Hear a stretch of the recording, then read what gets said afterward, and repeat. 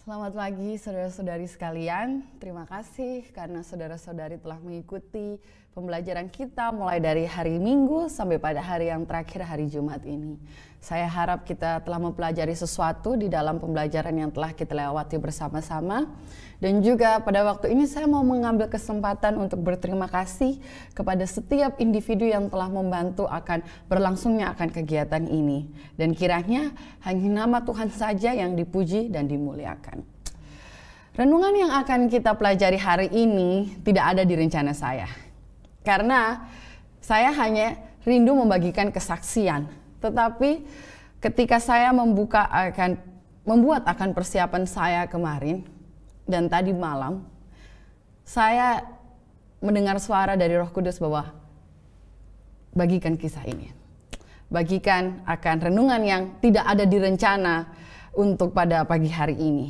Jadi saat Roh Kudus berbicara kepada saya harap juga renungan yang telah saya baca dan saya pelajari juga dapat menjadi bagian bagi saudara dan saudari sekalian. Mari kita satu di dalam doa. Mari kita berdoa. Tuhan Bapa yang penuh kasih yang bertata di dalam kerajaan surga, kami kembali mengucap syukur dan berterima kasih untuk hari yang baru yang Kau telah berikan. Terima kasih untuk persiapan akan hari Sabat-Mu yang kudus yang Kau telah berikan pada hari ini. Kiranya ya Tuhan, hati kami boleh diperbaharui dan firman-Mu boleh berbicara kepada kami. Saat Engkau telah berbicara kepada hamba ya Tuhan, hamba-Mu mau dan rindu agar Engkau juga boleh berbicara kepada setiap orang yang mendengarkan akan firman-Mu pagi hari ini. Sekali lagi ya Tuhan, biarlah hanya nama-Mu sajalah yang ditinggikan dan diagungkan. Sembunyikanlah hamba di balik kayu salib-Mu, sehingga hanya Engkaulah yang terdengar melalui firman pada pagi hari ini. Hanya di dalam nama-Mu yang kudus kami berdoa dan mengucap syukur. Amin. Pada pagi hari ini kita akan berbicara mengenai Her Story, It's Your Choice. Pilihan yang akan Anda buat, dan kita akan memulainya dari buku Kisah Para Rasul, pasal yang ke-26, ayat yang ke-26 sampai 28. Di sini dikatakan bahwa raja juga tahu tentang segala perkara ini. Sebab itu aku berani berbicara terus terang kepadanya. Aku yakin bahwa tidak ada sesuatu pun dari semua ini yang belum didengarnya. Karena perkara ini tidak terjadi di tempat yang terpencil. Ayat 27 dan 28. Percayakah engkau, Raja Agripa, kepada para nabi? Aku tahu bahwa engkau percaya kepada mereka, jawab Agripa. Hampir saja kau yakinkan aku menjadi orang Kristen. Di sini kita akan melihat cerita mengenai Raja Agripa. Dan kejadian ini terjadi ketika Paulus dimasukkan ke dalam penjara, difitnah oleh orang-orang Yahudi sehingga mereka percaya bahwa Paulus harus mati. Sebelum itu, dia dibawa ke hadapan Raja Agripa dan dia membagikan akan kesaksiannya. Jika Anda pernah membaca sebelumnya di dalam Kisah Para Rasul, kitab ayat pasal 26, ayat yang ke-9 sampai 11, mungkin Anda dapat baca sepanjang hari ini. Paulus menceritakan kepada Agripa mengenai apa yang ia lakukan sebelum pertobatannya. Di mana dia menentang nama Yesus, di mana dia memenjarakan umat-umat Tuhan, dan tidak hanya itu, dia menganiaya mereka. Dan kemudian di ayat yang ke-12 sampai 18, Paulus menerima akan panggilan Tuhan untuk bertobat dan menjadi pelayannya. Dan mari kita lihat di ayat 19 sampai 20 apa yang dilakukan Paulus di dalam pertobatannya. Sebab itu, ya Raja Agripa, kepada penglihatan yang dari sorga itu tidak pernah aku tidak taat. Tetapi mula-mula aku memberitakan kepada orang-orang Yahudi di Damsyik, di Yerusalem dan di seluruh tanah Yudea, dan juga kepada bangsa-bangsa lain, bahwa mereka harus bertobat dan berbalik kepada Allah, serta melakukan pekerjaan-pekerjaan yang sesuai dengan pertobatan itu. Dari sini, dari kedua ayat ini kita dapat melihat bahwa Paulus menerima akan panggilan Tuhan dan mengalami pertobatan. Tetapi bagaimana dengan Agripa? Agripa menjawab, hampir saja kau yakinkan aku menjadi orang Kristen. Hampir saja itu berarti dia menolak. Dia menolak, dan jika melihat cerita yang menarik ini, Agripa dan Paulus sama-sama menerima akan panggilan Tuhan. Satu menerimanya dan satu menolaknya.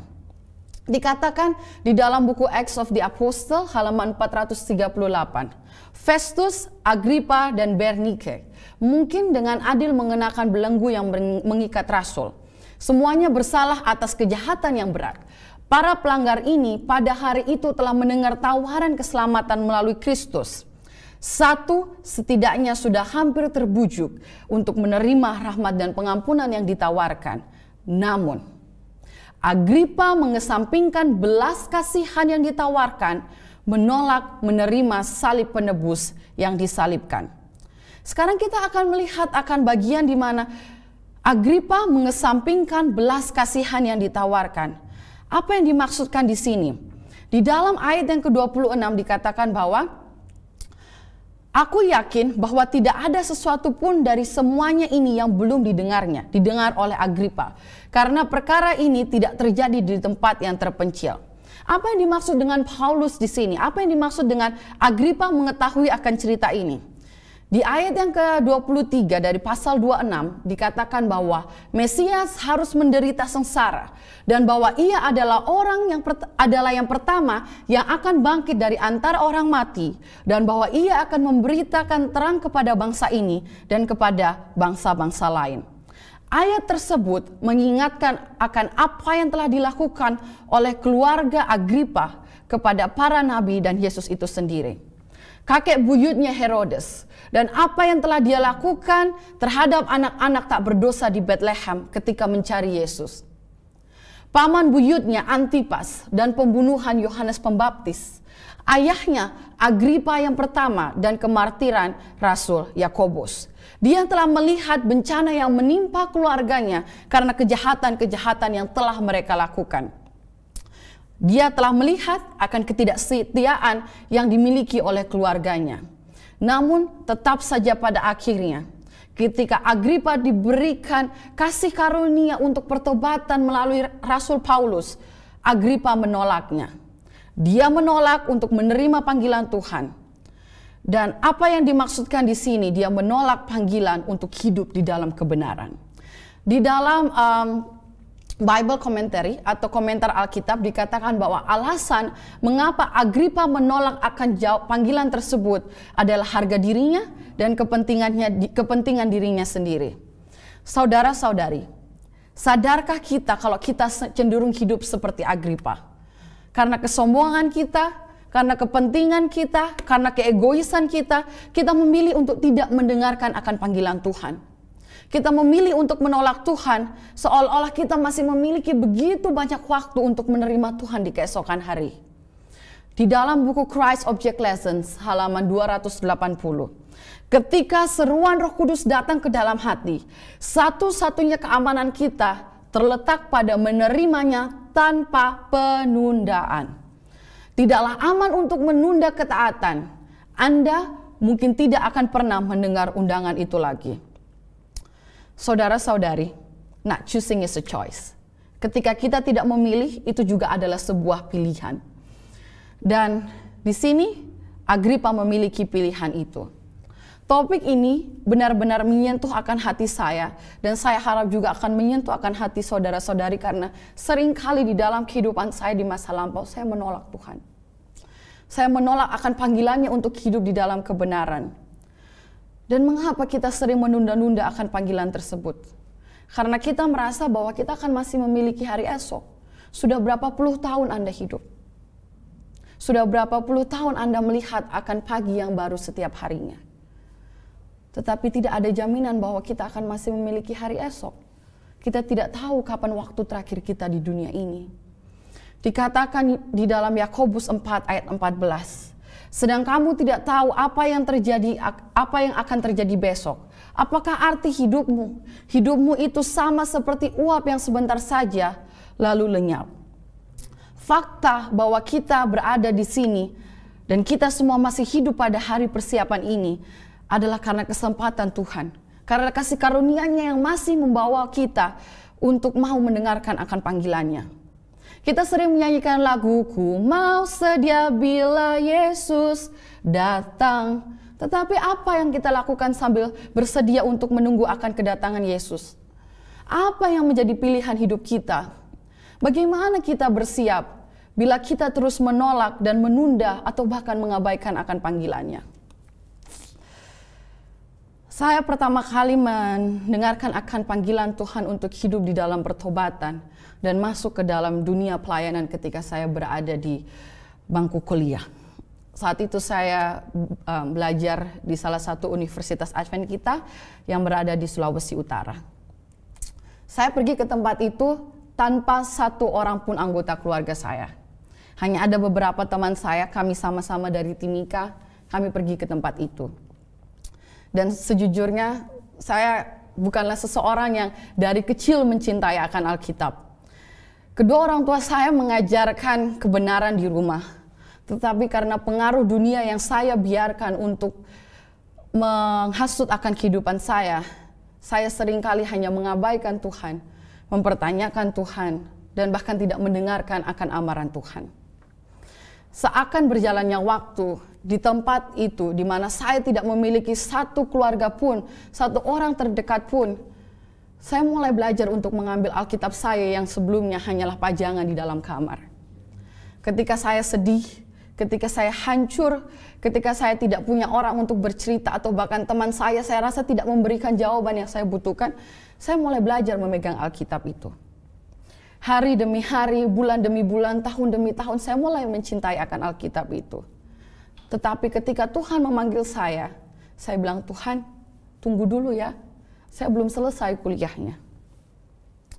Waktu berjalan, selesai kuliah saya. Saya tahu saya punya janji sama Tuhan, tapi saya nggak tahu gimana cara untuk memenuhinya. Ketika saya mendapatkan pekerjaan pertama saya, beberapa bulan setelah saya menyelesaikan akan pendidikan saya, bahkan belum di wisuda saat itu, saya merasa sangat bangga. Saya lupa akan panggilan yang Tuhan berikan dan janji yang saya miliki kepada Tuhan. Pekerjaan pertama saya di kota Timika pada saat itu, saya bekerja di sebuah perusahaan sebagai sekretaris eksekutif, dan perusahaan ini bekerja di dua bidang. Dua jenis usaha. Yang pertama yaitu outsourcing manpower ke PT Freeport Indonesia. Jadi seringkali saya naik ke Tembagapura, bangga kalau naik ke Tembagapura itu ya dulu. Turun dan orang-orang dengan bangga juga berkata, oh Amanda, sini saya kasih CV tolong dilihat. Orang tua saya juga sangat bangga dengan itu. Dan yang kedua, ketika saya juga bekerja di perusahaan yang sama dan saya menjadi sekretaris eksekutif yang membawa para petinggi-petinggi yang ada di Indonesia untuk mengadakan sebuah proyek pada saat itu di Freeport Indonesia. Orang-orang sangat bangga dengan saya dan juga saya. Tetapi yang saya tidak ketahui adalah kebanggaan tersebut yang membawa saya jatuh lebih dalam ke dalam dosa. Banyak kali ketika saya berada di Tembagapura, ketika saya harus bekerja bersama bos saya, bersama direksi-direksi, saya harus bekerja di hari Sabat. Matahari sudah terbenam, tapi kami masih sedang mengadakan pesta di salah satu kafe. Hari telah memasuki hari Sabat, tetapi pada pagi hari saya masih harus mengurus kebutuhan tamu sebelum ke gereja. Di siang hari bahkan setelah ke gereja, masih harus ada dokumen-dokumen yang saya harus selesaikan. Saya menjadi begitu sibuk. Gak ada waktu lagi untuk belajar Alkitab. Gak ada waktu lagi untuk memeditasi akan pelajaran sekolah Sabat. Hingga suatu pagi saya bangun dengan perasaan yang begitu kosong. Dan kekosongan itu terus-menerus menyertai akan hari-hari saya. Saya tanya, Tuhan, kok saya masih bangun ya pagi ini? Apalagi yang harus saya selesaikan hari ini? Dan suatu saat ketika saya sedang berada di guest house yang kami miliki di Tembagapura pada saat itu adalah hari pagi menjelang siang. Saat itu saya lagi off, saya lagi tidak punya kerjaan. Saya merasa bahwa sepertinya saat ini saya bisa cari Tuhan lagi. Meskipun saya tahu saya telah begitu jauh daripadanya pada saat itu. Kemudian saya mulai putar lagu. Cuma buat supaya saya rasa nyaman aja kan. Jadi mau nyari Tuhan, mau build the mood dulu. Terus lagu yang diputar random aja. Dan kemudian lagu yang terputar adalah When answers not enough, there is Jesus. Ketika jawaban tidaklah cukup, ada Yesus di situ. Saya tidak tahu kenapa saya terus menangis mendengarkan lagu itu. Dan dari lagu itu saya diingatkan betapa berdosanya saya telah mengabaikan akan Tuhan. Kemudian saya bertelut dan saya berdoa di ruangan itu. Saya bilang, Tuhan, Tolong bicara sama saya. Tolong ampuni saya nggak bisa hidup seperti ini di dalam kekosongan. Apalah jabatan, apalah uang di rekening jika tidak ada Tuhan di dalam hati saya. Lalu saya membuka akan Alkitab, saya cuma bilang, Tuhan bicara sama saya mau kok dengar Engkau saat ini. Saya buka Alkitab saya secara acak. Saya nggak tahu cerita apa yang saya harus buka, saya nggak tahu kitab mana yang saya harus baca. Dan ketika saya membuka Alkitab saya untuk pertama kalinya, yang terbuka adalah buku Roma pasal 13. Dan mata saya langsung tertuju kepada ayatnya yang ke-11 hingga 14. Dan itu berbunyi demikian. Hal ini harus kamu lakukan karena kamu mengetahui keadaan waktu sekarang, yaitu bahwa saatnya telah tiba bagi kamu bangun dari tidur. Sebab sekarang keselamatan sudah lebih dekat bagi kita daripada waktu kita menjadi percaya. Hari sudah jauh malam, telah hampir siang. Sebab marilah kita menanggalkan perbuatan-perbuatan kegelapan dan mengenakan perlengkapan senjata terang. Marilah kita hidup dengan sopan seperti pada siang hari. Jangan dalam pesta pora dan kemabukan. Jangan dalam percabulan dan hawa nafsu. Jangan dalam perselisihan dan iri hati. Tetapi kenakanlah Tuhan Yesus Kristus sebagai perlengkapan senjata terang. Dan janganlah merawat tubuhmu untuk memuaskan keinginannya. Dan saat saya membacakan ayat-ayat ini, saya nggak bisa berhenti nangis, saudara-saudari. Saya nangis, saya bilang, Tuhan ampuni saya.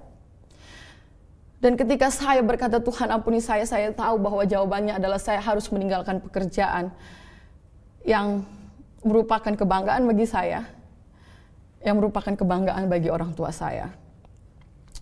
Dan tidak lama setelah saat itu, saya memutuskan untuk keluar dari pekerjaan tersebut.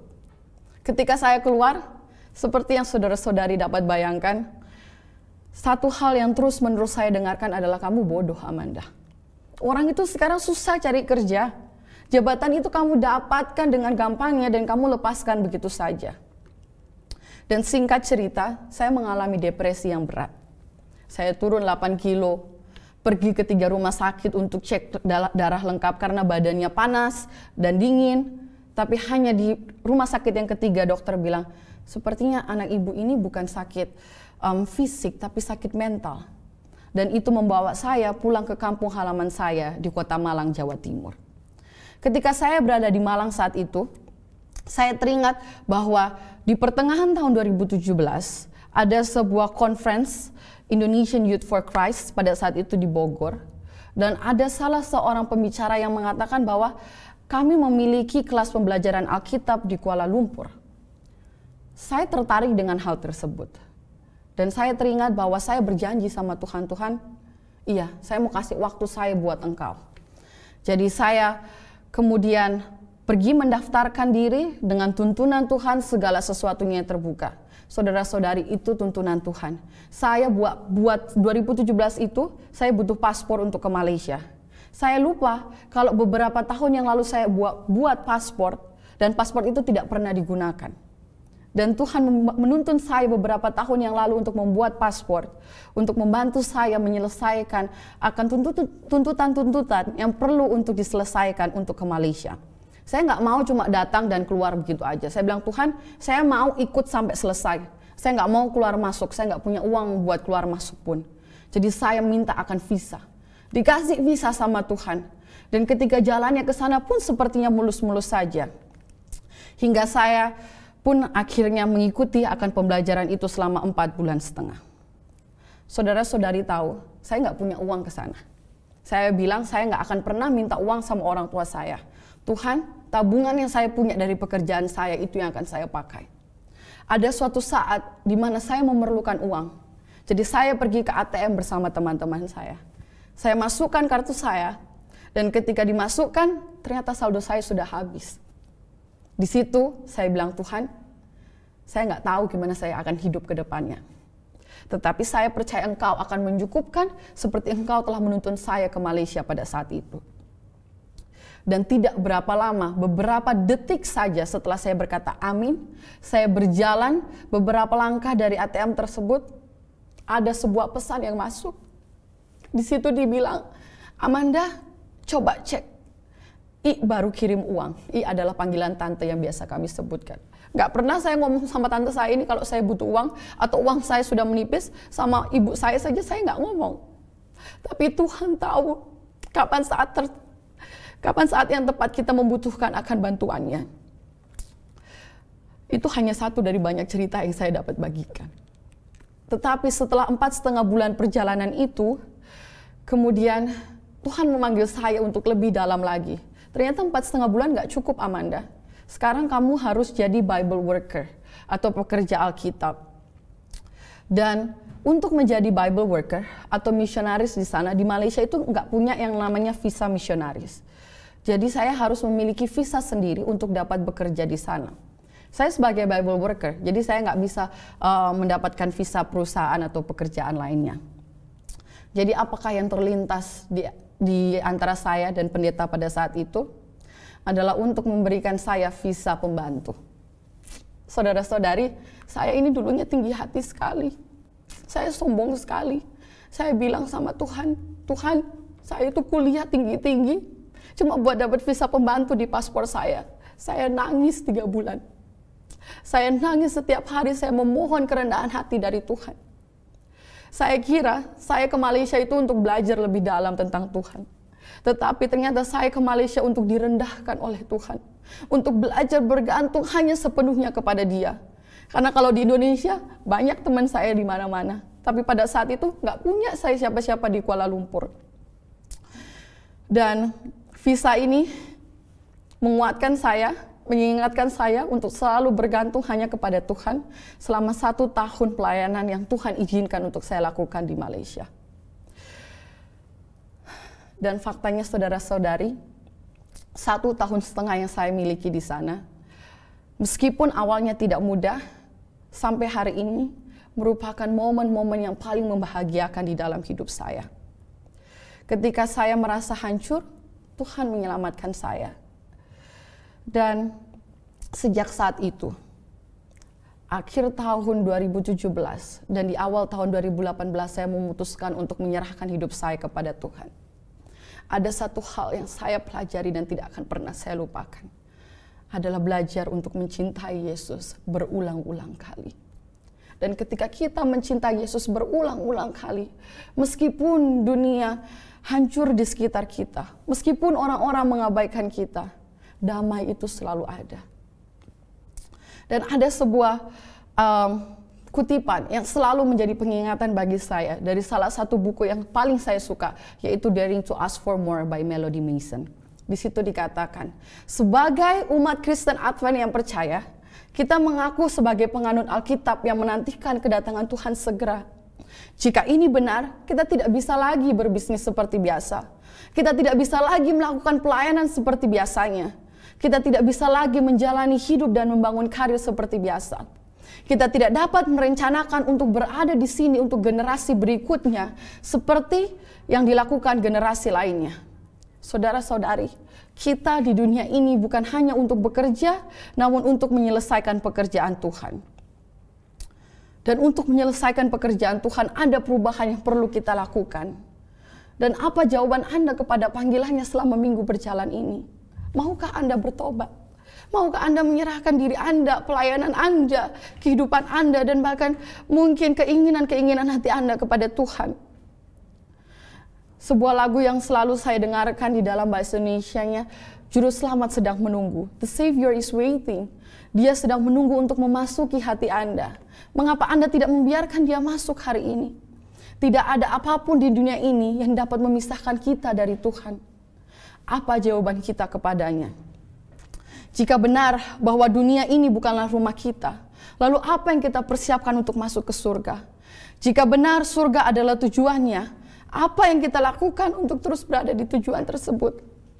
Dan jika benar bahwa Yesus adalah segala-galanya bagi kita, sudahkah kita menjawab panggilannya hari ini?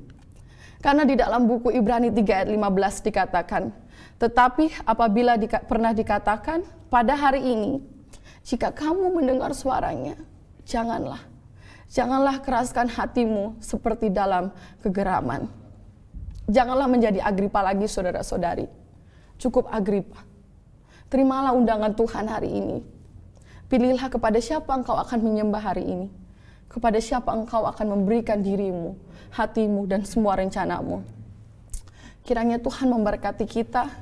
Kiranya kita boleh selalu senantiasa setia di dalam pelayanan. Dan kiranya ketika Tuhan datang yang kedua kali kelak, kita boleh didapati setia dan bersama-sama bertemu di kerajaan surga adalah doa dan harapan saya. Saudara-saudari, ingatlah Tuhan sangat mengasihi saudara-saudari sekalian. Dan tidak ada hal yang lebih menyenangkan dari hatinya daripada saudara-saudari berjalan bersama-sama dengan Dia. Mari kita satu di dalam doa. Tuhan Bapa kami yang bertahta di dalam kerajaan surga, terima kasih karena Engkau senantiasa telah memanggil kami. Terima kasih karena Engkau telah senantiasa menuntun di dalam kehidupan kami. Kami sering gagal ya Tuhan, kami sering mengabaikan-Mu, tetapi Engkau selalu memanggil akan kami. Dan di hari persiapan Sabat-Mu yang kudus ini, kami rindu untuk menyerahkan diri kami sepenuhnya kembali ke dalam tangan kasih-Mu. Kembali ya Tuhan, kami berdoa agar Engkau tidak melewatkan kami ketika Engkau datang kembali. Bukan hanya kami ya Tuhan, keluarga kami yang kami kasihi, orang-orang yang kami jangkau dan orang-orang di sekitar kami. Berikanlah kami kebijaksanaan pada hari ini ya Tuhan, untuk boleh mendengar akan kuasa Roh Kudus-Mu, untuk boleh mau dituntun, dan untuk boleh mau meninggalkan akan kedosaan kami menjadi layak di hadapan-Mu. Terima kasih ya Bapa. Terima kasih karena Engkau telah mengirim Yesus Kristus bagi kami. Dan terima kasih karena Engkau menganggap kami berharga di mata-Mu. Di dalam nama Tuhan Yesus yang penuh kasih, yang telah menjadi juru selamat dan penebus kami yang hidup, kami berdoa dan menyerahkan hidup kami ke dalam tangan kasih-Mu. Amin. Kita patut mengucapkan terima kasih kepada Saudari Amanda Puspita Dewi atas firman Tuhan yang telah dibagikan. Di hari pertama kita diingatkan bagaimana kita harus menjadi bijak dalam hidup. Di hari kedua kita diajak untuk mempunyai harapan baru dalam setiap segi kehidupan kita. Di hari ketiga kita diingatkan untuk menyerahkan segala pergumulan hidup kita ke dalam tangan Tuhan. Di hari keempat kita dipanggil untuk hidup dalam ketaatan kepada Tuhan. Dan kemarin kita diingatkan, jadikan Tuhan yang pertama dan yang terutama, dan datang sujud di altarnya. Hari ini kita kembali diingatkan melalui firman Tuhan, bagaimana Tuhan memimpin kehidupan kita, apapun yang kita alami, baik susah, senang, sehat, sakit, apapun itu, datanglah kepada Tuhan, maka Tuhan akan memberkati kita. Pemirsa, rangkaian acara Pekan Doa hari ini telah berakhir. Baik, kita akan mendengarkan ucapan terima kasih kepada pembicara dari Dr. Triasta Spesialis Anak, selaku Ketua Komite Medik dan juga sebagai PLT Direktur. Dan dilanjutkan dengan pengumuman dari bagian Humas Marketing dan SDM. Dan akan diakhiri dengan motivasi dan yel-yel oleh Dr. Alvin Leonardo Rantung, SP KFR. Saya mengucapkan banyak terima kasih kepada semua partisipan yang telah mengambil bagian pada sepanjang Pekan Doa Rumah Sakit Advent Bandung dari hari pertama hingga hari ini. Akhir kata, saya Stephen Raffino Lego dan seluruh kru studio yang bertugas pamit undur diri. Selamat pagi, selamat melayani, Tuhan memberkati. Baik, selamat pagi bagi kita semua. Sukacita kita tentunya sudah sangat lengkap ya. Sepanjang seminggu ini kita telah dibekali, dikuatkan, dan iman kita tuh sudah sangat lebih baik lagi dari hari ke seharinya. Dan kita tidak lupa harus mengucapkan terima kasih yang sebesar-besarnya kepada pembicara kita yang telah sepanjang seminggu ini meluangkan waktu kepada kita. Ya, kami panggil dulu pembicara kita, Saudari Nona, saudara, ini masih Nona ya, jadi Nona Amanda Puspita Dewi. Terima kasih kita telah dikuatkan selama 1 minggu ini, dan itu tentunya kita semua setuju bahwa kita berbahagia dan mengucap syukur karena telah mendapatkan kesempatan yang telah dibawakan oleh Nona, ini Nona ya, Amanda Puspita Dewi. Baik, inilah dari rumah sakit mewakili para pimpinan yang tidak berada di tempat, mereka lagi di Pontianak. Jadi ini yang bisa kami berikan. Semoga jangan dilihat dari figura dan kecilnya ini ya, tapi kami semua nih, satu rumah sakit 700 karyawan mengucapkan terima kasih, dan semoga bermanfaat bagi kita semua dan meningkatkan kita, dan juga kepada Nona Amanda Puspita Dewi. Baik, semoga diterima. Ini jepit tangannya gimana? Oke, thank you. Baik.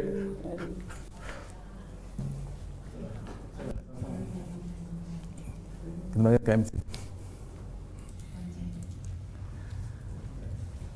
Baik, selamat pagi bagi kita semua, rekan-rekan karyawan yang telah hadir pada acara Chapel pada pagi hari ini. Tentu kita mengucap syukur atas berkat Tuhan bagi kita sepanjang satu minggu ini dalam setiap aktivitas kita, dan khususnya sepanjang satu pekan ini kita telah diberkati lagi oleh firman Tuhan yang boleh menguatkan kita. Terima kasih Saudari Amanda untuk firman yang telah disampaikan, hanya untuk kepujian kemuliaan nama Tuhan saja.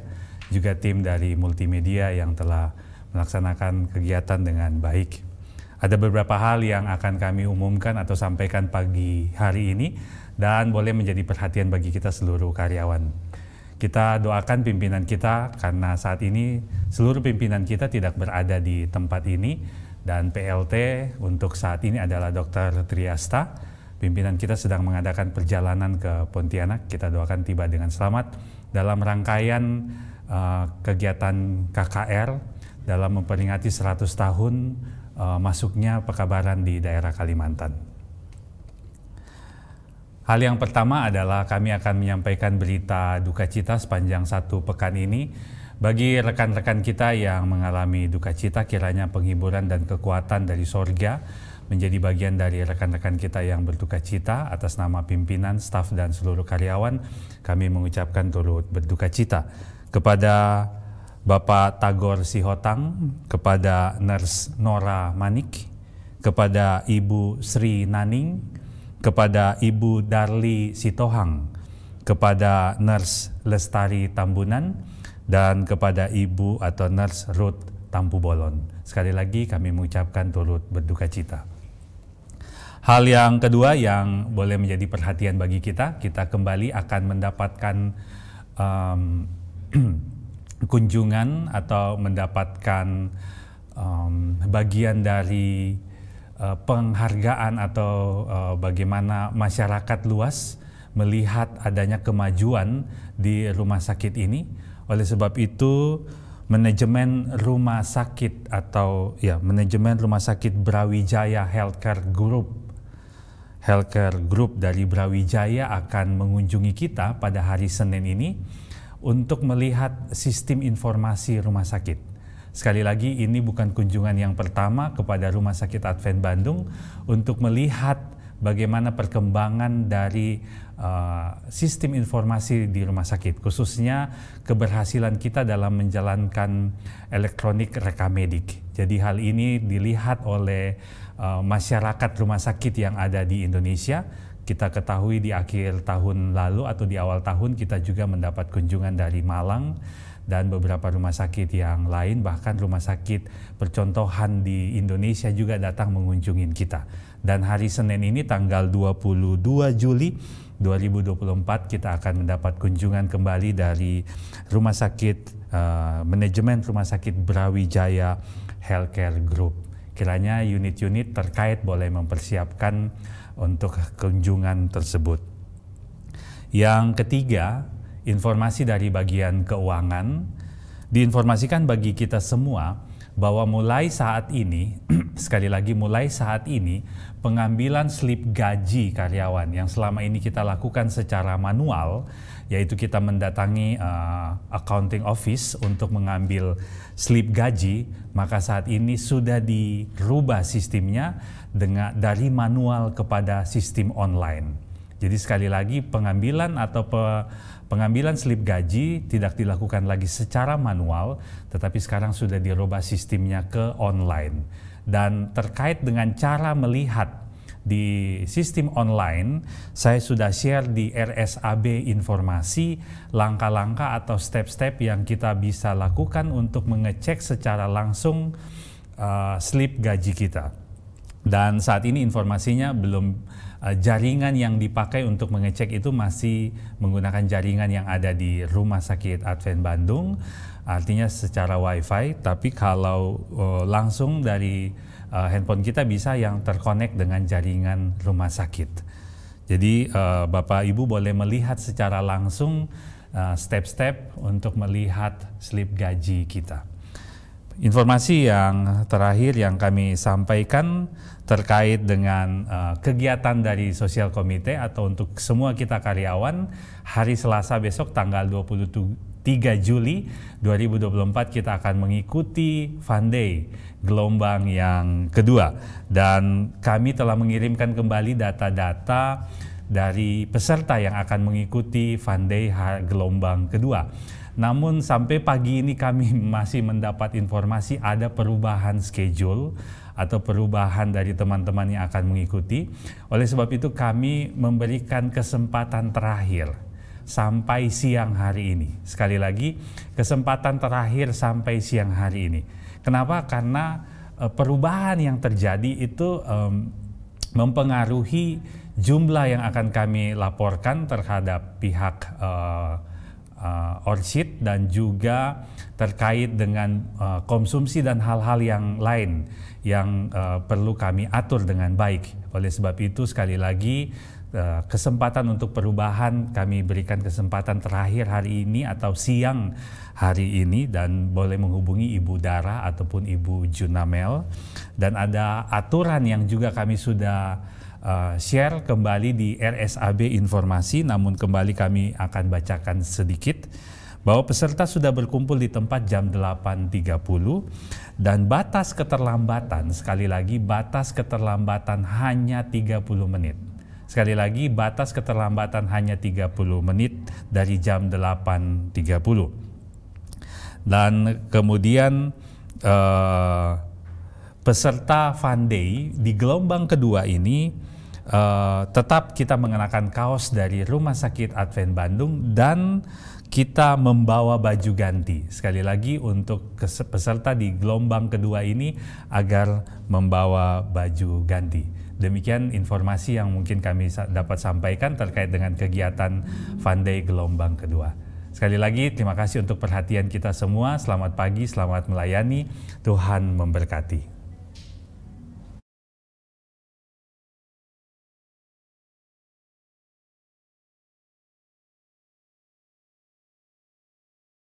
Kita boleh unmute, kita punya laptop dan HP kita. Saya akan memulai dengan yel-yel semangat kita untuk melakukannya dengan penuh sukacita dan penuh semangat. Saya akan mulai dengan pagi tim. Kita akan bilang pagi karena kita merupakan satu tim yang besar. Kita membutuhkan super tim, bukan Superman. Oleh karena itu kita lakukan semuanya dengan kerja tim yang sangat luar biasa. Kita mulai. Pagi tim. Kabar baik. Pelayanan. Informasi. Hasil. Pasien.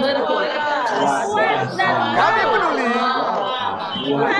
Yes. Kita lakukan dengan penuh semangat dan penuh sukacita.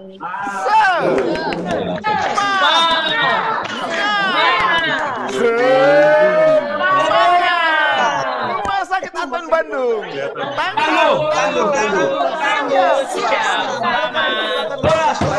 Dan seterusnya dengan hati kita dan dengan penuh kasih, karena kasih itu wow banget. Selamat Tuhan memberkati kita. Selamat menyambut Sabat yang kudus, Sabah Salam dan Sabah Mubarak.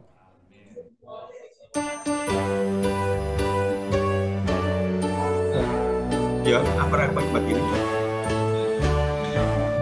Rumah Sakit Advent Bandung berikan pelayanan terbaik, melayani cepat dan ramah, informasi cepat dan jelas, hasil cepat berkualitas, pasien puas serta nyaman. Pada pasien kami peduli, Tuhan yang menyembuhkan. Kami melayani dengan kasih, kerjasama, aktif proaktif, santun aktivitas serta hidup sehat. Itulah budaya kerja kami. Rumah Sakit Advent Bandung, salurkan kasih ilahi. Rumah Sakit Advent Bandung menjadi pilihan kita. Rumah Sakit